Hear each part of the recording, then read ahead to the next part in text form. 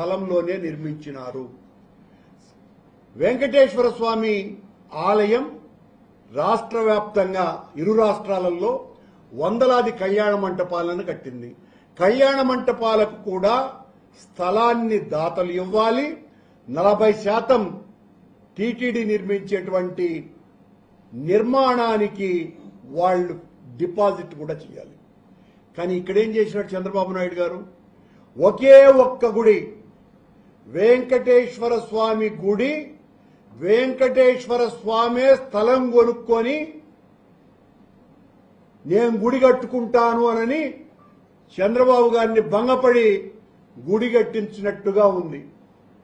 ఇంతకంటే ఘోరాతి ఘోరం, దారుణాతి దారుణం మరొకటి లేదు.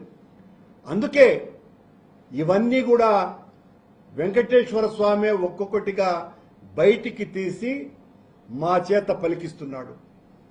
ఈ రోజున నిన్న ఇందాపూర్కు సంబంధించిన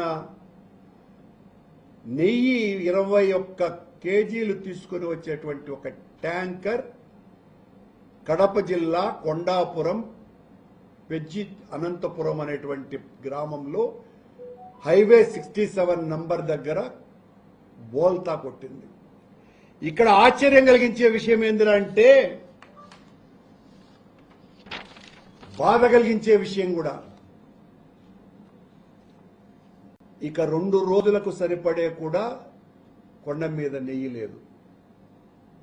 ఈ రోజు ఉన్నటువంటి స్టాక్ కేవలం 3500 కేజీలు.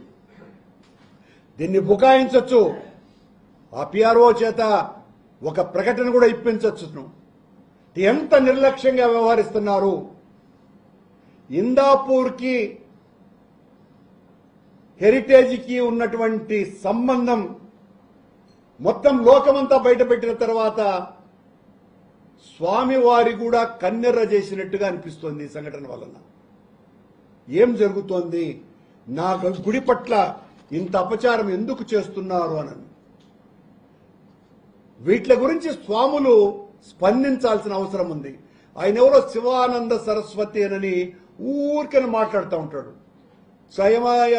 నువ్వు స్వామి అయినంత మాత్రాన నీవు ఏకపక్షంగా తెలుగుదేశం జెండా ఎత్తుకొని మాట్లాడితే నీ గురించి మాట్లాడకుండా, నీ గతాన్ని లోడకుండా ఉండం.